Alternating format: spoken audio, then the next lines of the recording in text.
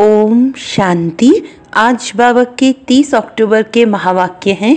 बाबा ने कहा, मीठे बच्चे, एक बाप की याद में रहना ही अव्यभिचारी याद है। इस याद से तुम्हारे पाप कट सकते हैं।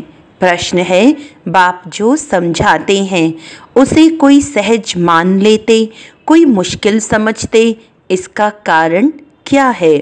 उत्तर है, जिन बच्चों ने बहुत समय भक्ति की है, आधा कल्प से पुराने भक्त हैं, वह बाप की हर बात को सहज मान लेते हैं, क्योंकि उन्हें भक्ति का फल मिलता है।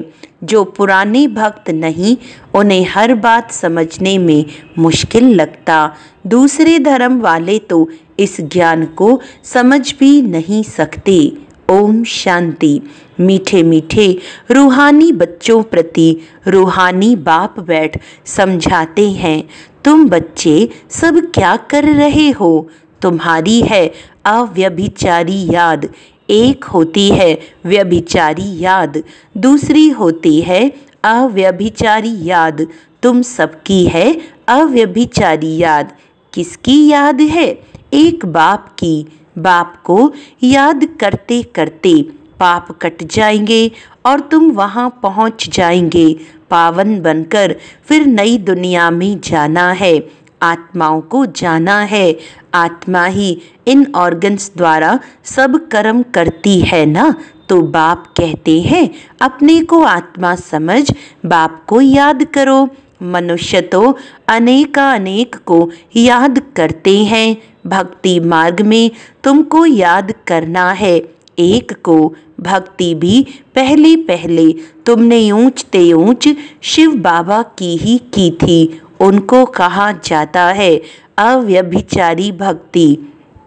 वही सर्व को सद्गति देने वाला रचता बाप है। उनसे बच्चों को बेहद का वर्षा मिलता है। भाई भाई से वर्षा नहीं मिलता। वर्षा हमेशा बाप से बच्चों को मिलता है। थोड़ा बहुत कन्याओं को मिलता है, वह तो फिर जाकर हाफ पार्टनर बनती हैं। यहाँ तो तुम सब आत्माएं हो। सब आत्माओं का बाप एक है। सबको बाप से वर्षा लेने का हक है। तुम हो भाई भाई, बल शरीर स्त्री पुरुष का है। आत्मा सब भाई भाई हैं।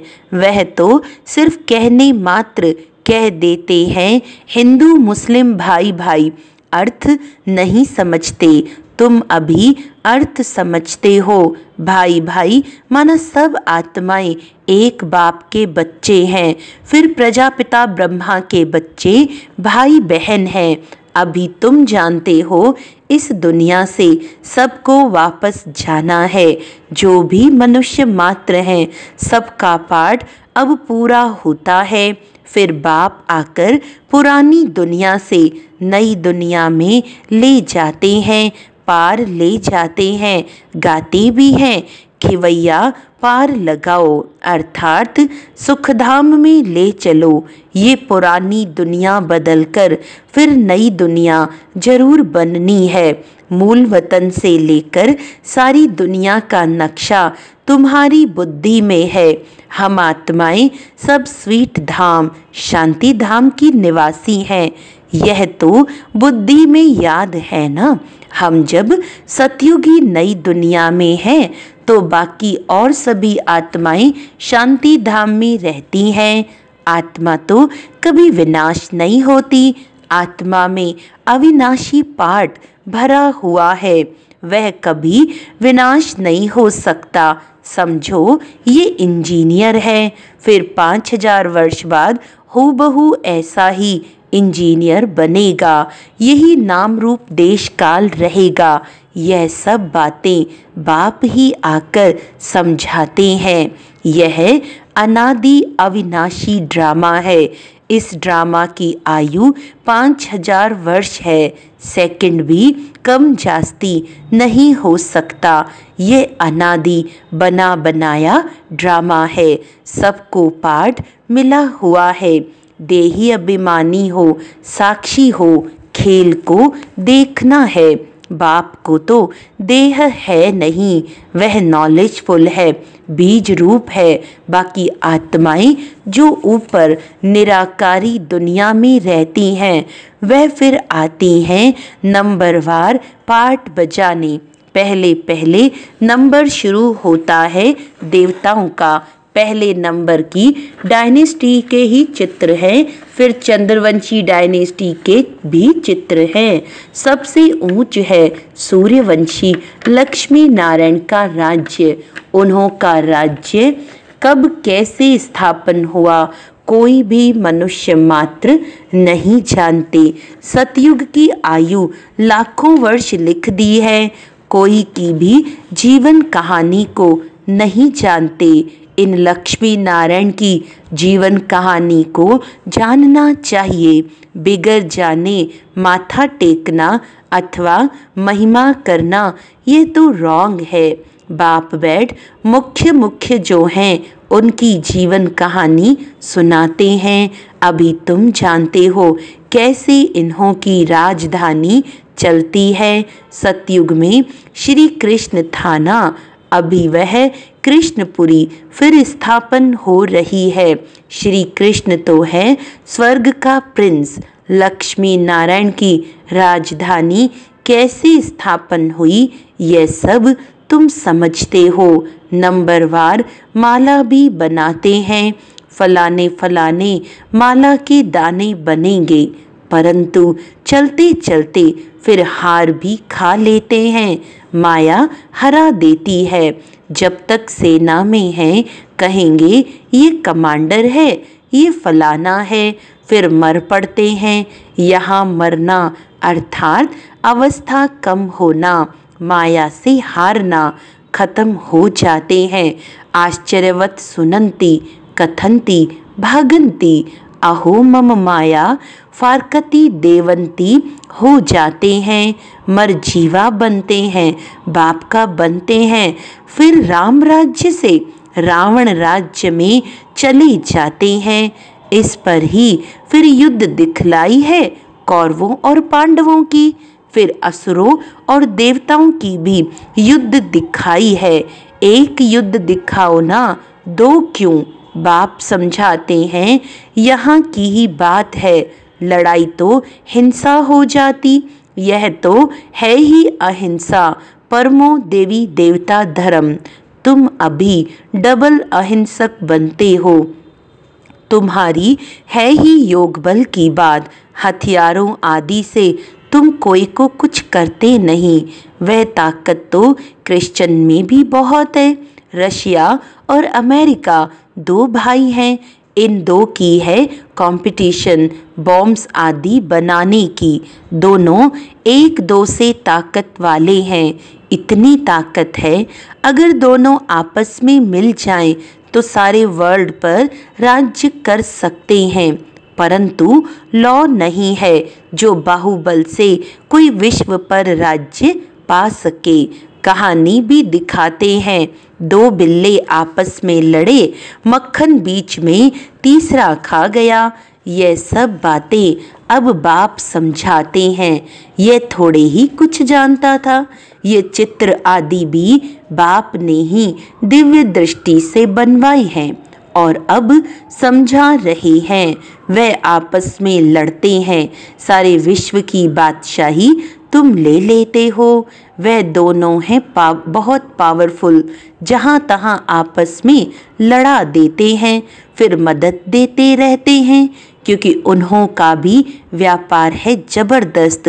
सो जब दो बिल्ले आपस में लड़ें तब तो बारूद आदि काम आए, जहाँ तहाँ दो को लड़ा देते हैं।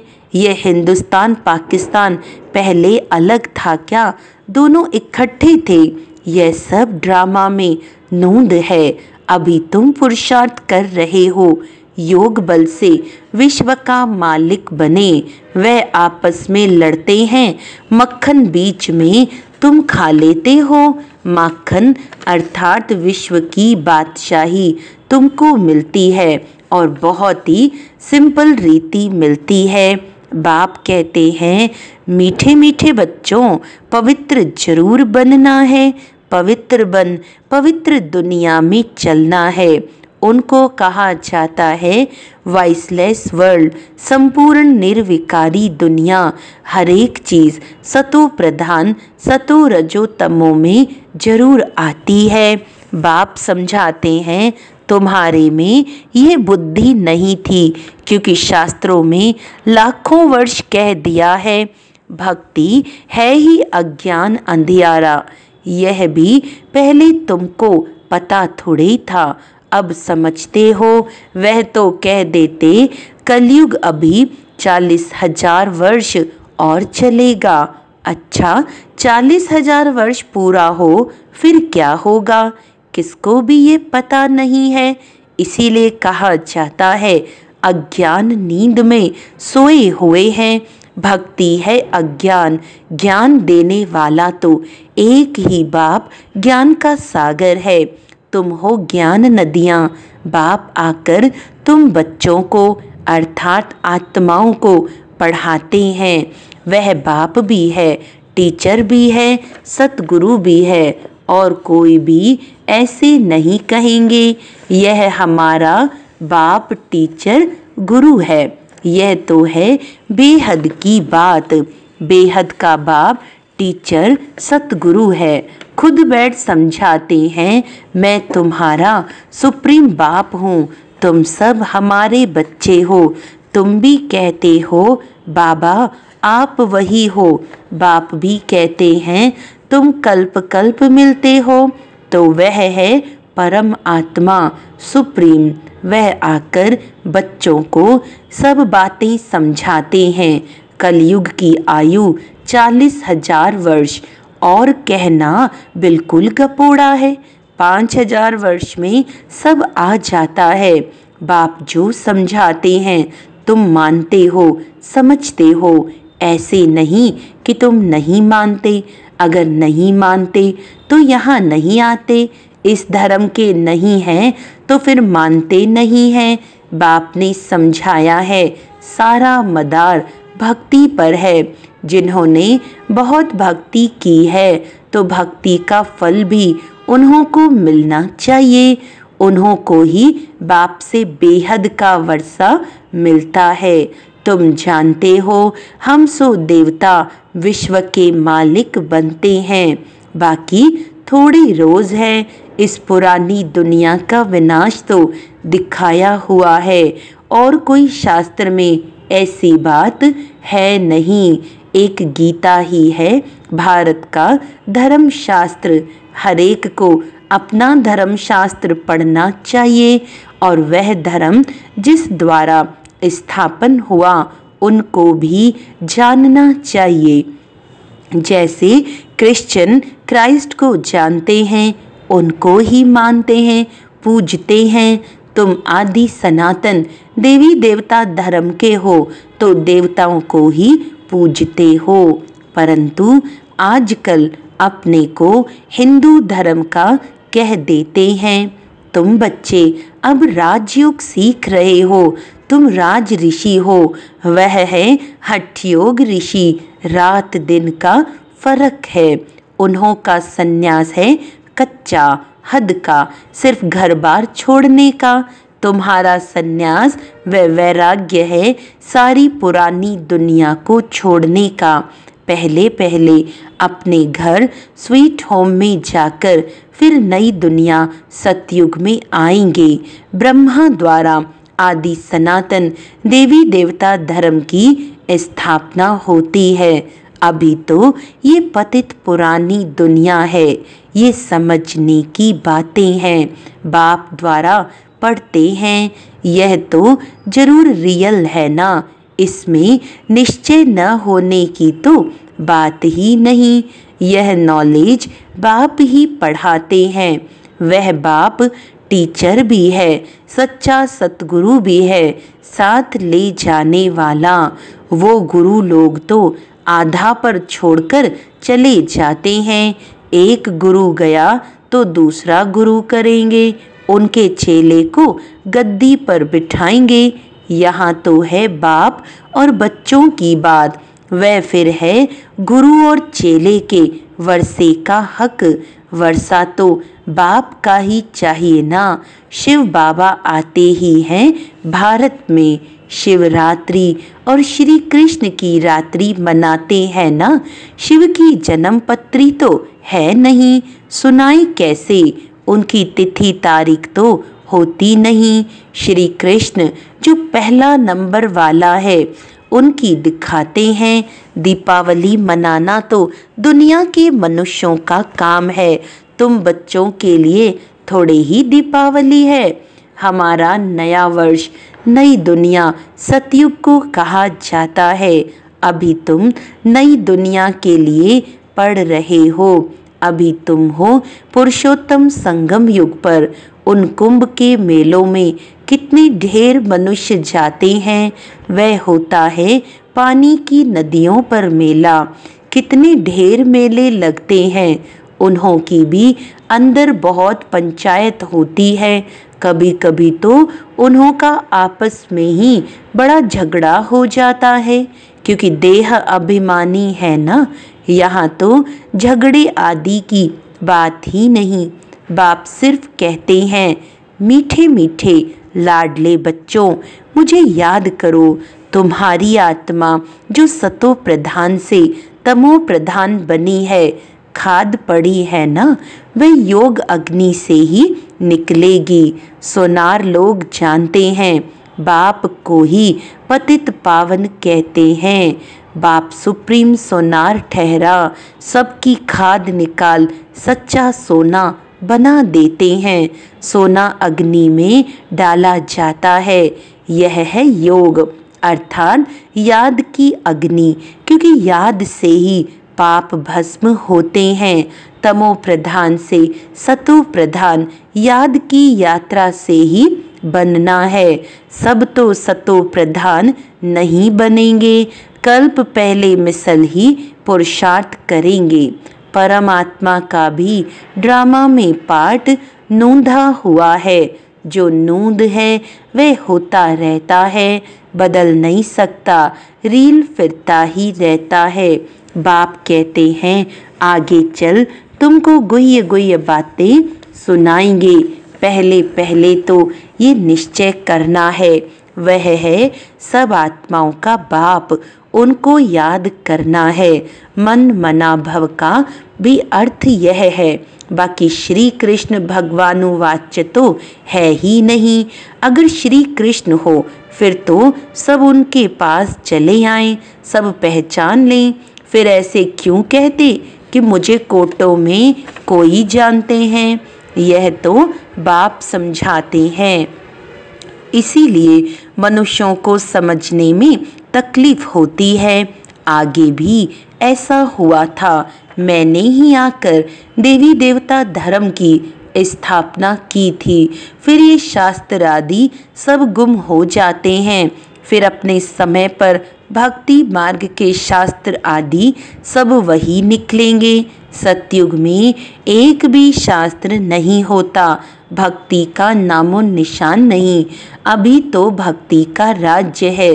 सबसे बड़े ते बड़े हैं श्री श्री 108 जगत गुरु कहलाने वाले। आजकल तो 1008 भी कह देते हैं। वास्तव में ये माला है यहाँ की। माला जब फेरते हैं तो जानते हैं फूल निराकार है, फिर है मेरू, ब्रह्मा सरस्वती युगल दाना। क्योंकि प्रवृत्ति मार्ग है ना, प्रवृत्ति मार्ग वाले निवृत्ति मार्ग वालों को गुरु करेंगे तो क्या देंगे। हठ योग सीखना पड़ेगा, वह तो अनेक प्रकार के हठ योग है। राजयोग है ही एक प्रकार का, याद की यात्रा है ही एक, जिसको राजयोग कहा जाता है। बाकी और सब है हठ योग शरीर की तंदुरुस्ती के लिए। यह राजयोग बाप ही सिखलाते हैं। आत्मा है फर्स्ट, फिर पीछे है शरीर। तुम फिर अपने को आत्मा के बदले शरीर समझ उल्टे हो पड़े हो। अब अपने को आत्मा समझ बाप को याद करो तो अंतमति सो गति हो जाएगी। अच्छा, मीठे मीठे सिकिलदे बच्चों प्रति माता पिता बाप दादा का याद प्यार और गुड मॉर्निंग। रूहानी बाप की रूहानी बच्चों को नमस्ते।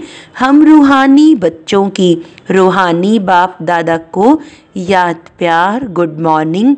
नमस्ते नमस्ते नमस्ते जी। धारणा के लिए मुख्य सार है। पहला पॉइंट है, इस अनादि अविनाशी बने बनाए ड्रामा में हरेक के पाठ को देही अभिमानी बन साक्षी होकर देखना है। अपने स्वीट होम और स्वीट राजधानी को याद करना है। इस पुरानी दुनिया को बुद्धि से भूल जाना है। माया से हारना नहीं है। याद की अग्नि से पापों का नाश कर आत्मा को पावन बनाने का पुरुषार्थ करना है। वरदान है, दीपमाला पर यथार्थ विधि से अपने दैवी पद का आह्वान करने वाले पूज्य आत्मा भव। दीपमाला पर पहले लोग विधि पूर्वक दीपक जगाते थे। दीपक बुझे नहीं ये ध्यान रखते थे, घृत डालते थे, विधि पूर्वक आह्वान के अभ्यास में रहते थे। अभी तो दीपक के बजाय बल्ब जगा देते हैं। दीपमाला नहीं मनाते, अब तो मनोरंजन हो गया है। आह्वान की विधि अथवा साधना समाप्त हो गई है। स्नेह समाप्त हो सिर्फ स्वार्थ रह गया है। इसीलिए यथार्थ दाता रूपधारी लक्ष्मी किसी के पास आती नहीं। लेकिन आप सभी यथार्थ विधि से अपने दैवी पद का आह्वान करते हो। इसीलिए स्वयं पूज्य देवी देवता बन जाते हो। स्लोगन है, सदा बेहद की वृत्ति दृष्टि और स्थिति हो तब विश्व कल्याण का कार्य संपन्न होगा। अच्छा, आज का अव्यक्त इशारा है, अभी ज्वालामुखी बन आसुरी संस्कार आसुरी स्वभाव सब कुछ भस्म करो। जैसे देवियों के यादगार में दिखाते हैं कि ज्वाला से असुरों का संहार किया। असुर कोई व्यक्ति नहीं, लेकिन आसुरी शक्तियों को खत्म किया। यह अभी आपकी ज्वाला स्वरूप स्थिति का यादगार है। अब ऐसी योग की ज्वाला प्रज्वलित करो जिससे सारे आसुरी संस्कार भस्म हो जाएं और ये कलयुगी संसार परिवर्तन हो जाए। अच्छा, ओम शांति।